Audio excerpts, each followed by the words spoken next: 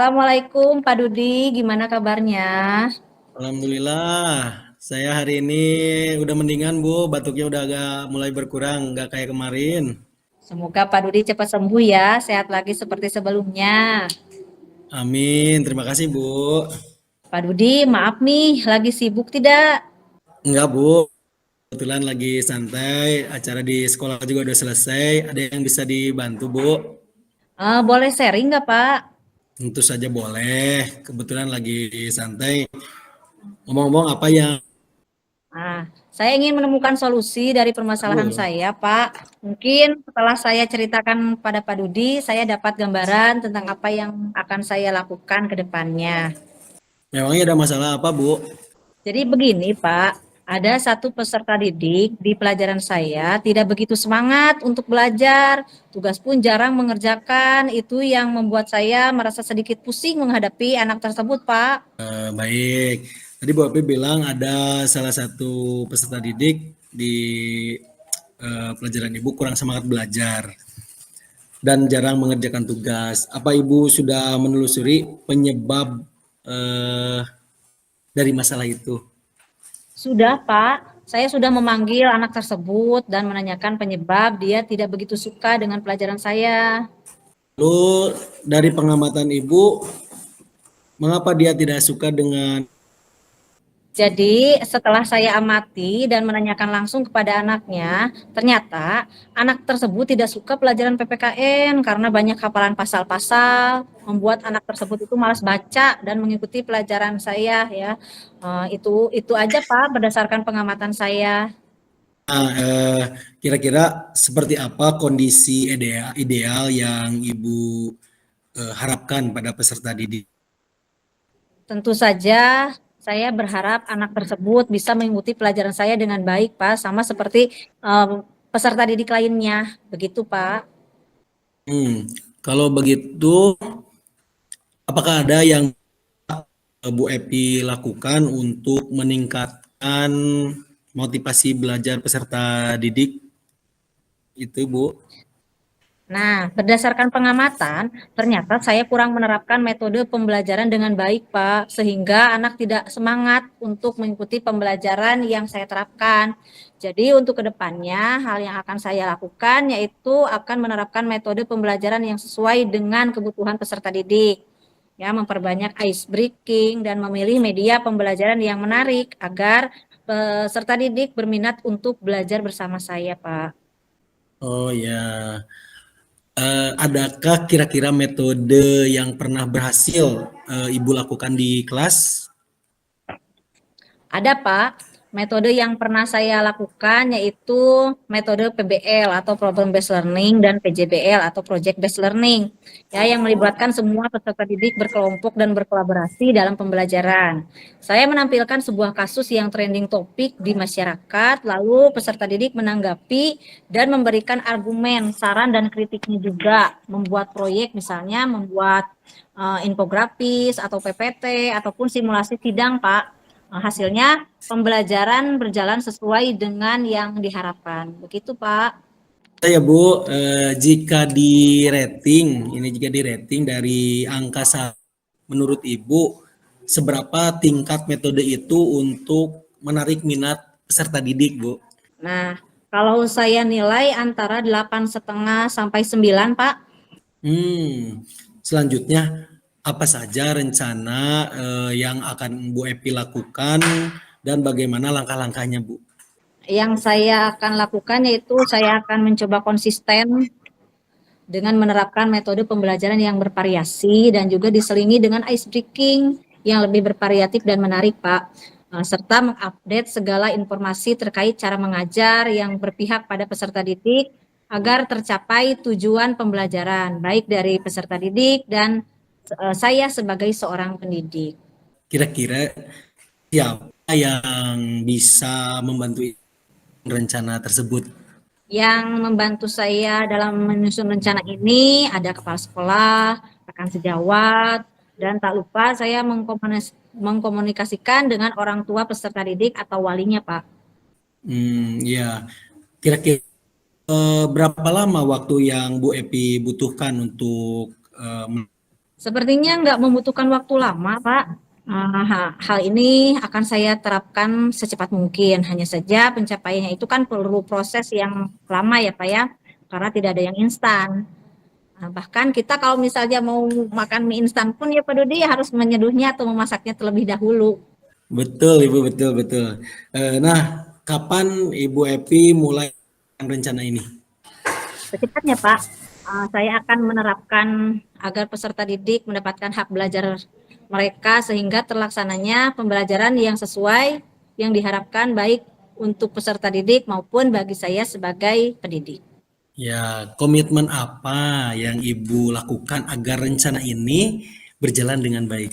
Insya Allah saya akan konsisten secara terus-menerus mengupdate segala informasi, kemudian berkolaborasi dengan rekan sejawat dan berbagi praktik baik dengan guru hebat yang lainnya, baik itu di sekolah saya maupun di luar sekolah, dan melanjutkan pendidikan saya ke yang lebih tinggi untuk meningkatkan kompetensi saya sebagai seorang pendidik. Jadi bisa menerapkan pembelajaran di kelas dengan berbagai metode dan gaya belajar yang menarik. Ya, sehingga kehadiran saya di kelas selalu dirindukan oleh peserta didik saya, Pak.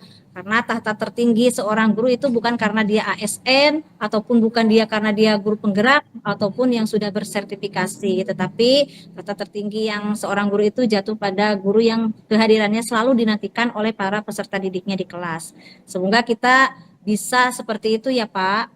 Iya, betul, Bu. Terus, adakah dukungan yang mungkin Ibu butuhkan? Kalau di sekolah saya udah mendapatkan dukungan itu sepenuhnya, misalnya dari sarana dan prasarananya, juga dari dukungan moral dari kepala sekolah maupun rekan sejawat, dan internal saya, mungkin hanya internal saya saja Pak yang menjalaninya supaya terus konsisten.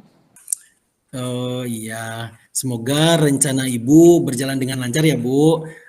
Bagaimana perasaan Ibu setelah berbincang sharing barusan, Bu?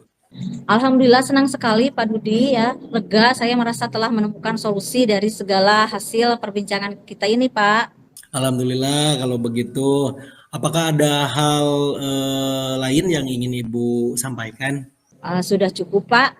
Terima kasih ya Pak sudah meluangkan waktu Bapak untuk sharing dengan saya sehingga saya bisa menemukan solusi dari permasalahan saya itu Pak. Sama-sama Ibu, saya senang mendengarkan cerita Ibu. Semoga kita terus bisa berbagi. Terima Amin amin. kasih. Terima kasih Pak Dudi. Sama-sama, Bu.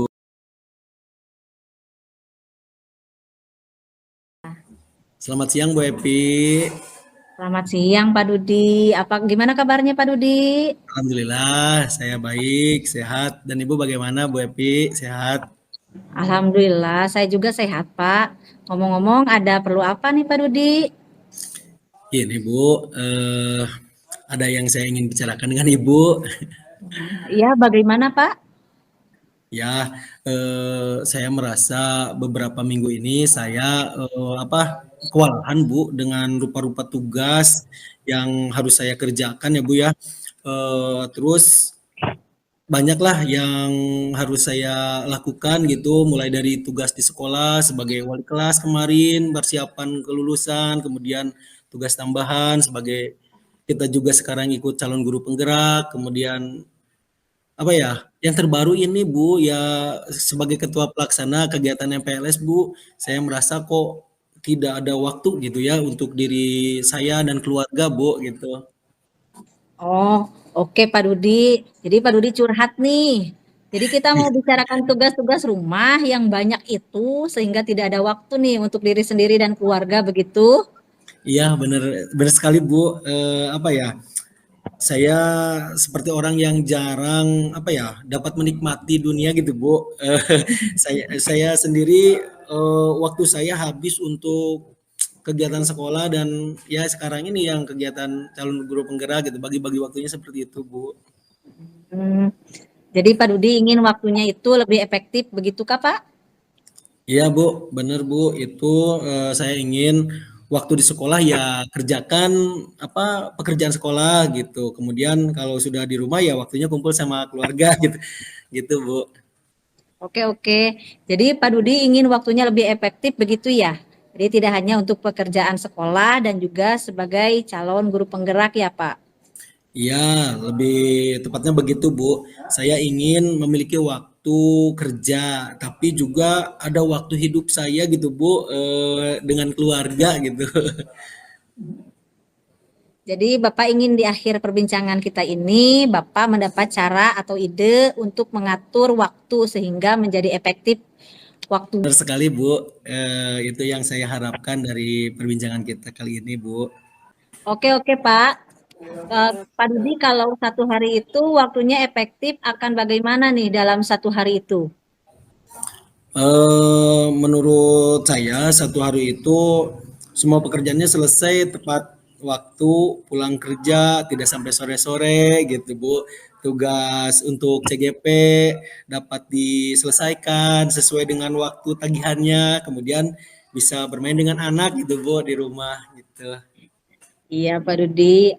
Pak, apakah benar-benar tidak ada waktu kosong, padat semua gitu? Apakah memang semua kegiatan itu menyita semua waktu Bapak? Sebenarnya sih ada Bu, sedikit-sedikit ya. Eh, terus kalau Sabtu Minggu kan kegiatan sekolah libur tuh. Jadi saya bisa menggunakan waktu itu untuk keluarga juga, yaitu ya saya tidak bisa tuh dalam satu hari itu apa selain Sabtu dan Minggu gitu Bu. Jadi padat banget itunya gitu. Jadi hanya Sabtu Minggu aja gitu.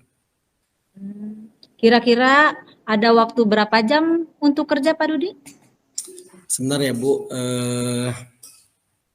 saya hitung dulu.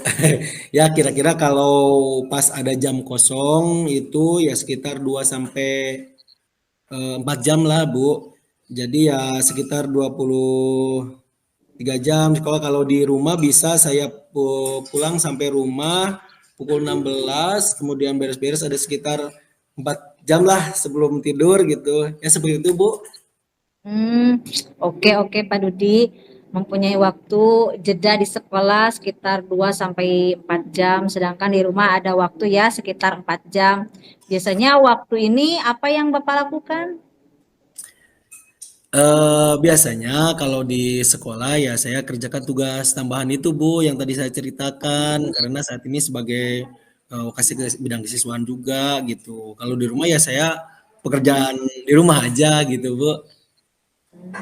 Benar-benar ya Pak Dudi itu sibuk ya. Selain jadi wakil kepala sekolah kesiswaan juga Pak Dudi. Sebenarnya apa yang Pak Dudi perlukan untuk mengatasi kegiatan yang mengalir terus-menerus dan harus dikerjakan itu Pak? Mungkin mengatur waktu ya Bu ya. Eh, apa ya perencanaan yang lebih baik agar pekerjaan tidak menumpuk gitu Bu. Seperti apa satu hari sebelumnya kadang saya kerjakan tugas sebelumnya lagi gitu Bu di satu hari itu padahal ada beberapa pekerjaan yang bisa dikerjakan sebelum dan sesudahnya tapi kadang-kadang masih bingung gitu Bu dengan apa mau yang mana dulu nih yang diprioritaskannya gitu Bu. Oke, oke. Sebenarnya pekerjaan ini siapa yang mengatur semuanya, Pak? Schedule-nya? Ya sebenarnya yang mengatur saya sendiri sih Bu ya, tapi saya merasa semua pekerjaan saya menjadi prioritas semua gitu Bu, nggak bisa di apa diurutkan gitu Bu. Oh iya. Nah, menurut Bapak, apa yang bisa dibuat untuk mengatasi tugas-tugas yang menumpuk itu, Pak, supaya nggak menumpuk itu tugasnya, Pak? Sepertinya saya harus membuat skala prioritas ya Bu ya. Saya catat semua pekerjaan dan tugas yang akan saya lakukan, kemudian saya buat urutan sesuai dengan prioritasnya. Terus kira-kira yang bisa dilakukan untuk mengatasi pekerjaan dan tugas yang setiap hari itu bagaimana, Pak? Saya akan membuat jadwal buat diri saya, Bu. Mungkin begini ya, Bu ya. Semua kegiatan yang saya kerjakan dan saya yang saya harus selesaikan dan saya juga akan menuliskan waktu bersama keluarga saya di jadwal tersebut gitu, Bu. Kira-kira kapan akan dilakukannya, Pak?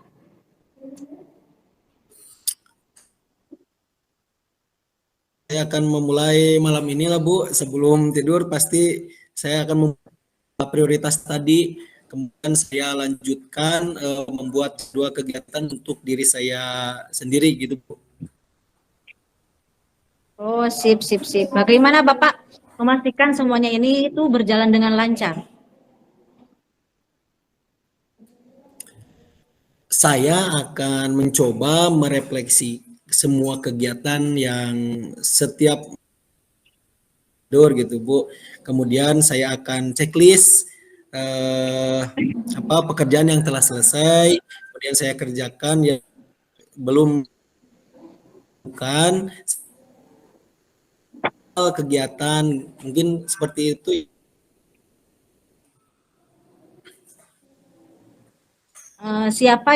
Kira-kira siapa yang perlu dimintai dukungannya, Pak? Pada saat ini di sekolah saya akan meminta dukungan dari rekan sejawat Bu, kemudian rekan sejawat untuk diminta untuk mengingatkan gitu Bu, mengingatkan saya tentang jadwal kegiatan dan skala prioritas saya. Sedangkan di rumah saya akan minta bantuan pada anak dan istri saya mungkin Bu. Begitu Bu. Wah, hebat sekali Pak Dudi. Bagaimana nih perasaan Bapak sekarang? Alhamdulillah Bu, saya setelah berbincang ini cukup lega Bu, perasaan saya sangat lega lah Bu. Nah, yang Bapak dapatkan dari perbincangan kita kali ini apa, Pak? Yang saya dapatkan tadi dari awal saya masih bingung apa yang harus saya kerjakan itu Bu. Saya harus mulai dari mana gitu. Kemudian rencana-rencana yang itu pasti dapat membantu saya gitu mengatasi tugas-tugasnya yang akan selalu ada gitu di kehidupan saya Bu. Terima kasih ya Bu Epi. Ya, sama-sama, Pak. Saya tunggu loh ceritanya setelah itu membuat jadwal dan melakukannya ya, Pak. Baik, sekali lagi terima kasih ya Bu Epi. Ya, sama-sama Pak Dudi. Selamat beraktivitas ya. Tetap semangat nih. Ya, makasih ya Bu. Sama Pak. Assalamualaikum. Assalamualaikum. Assalamualaikum warahmatullahi wabarakatuh.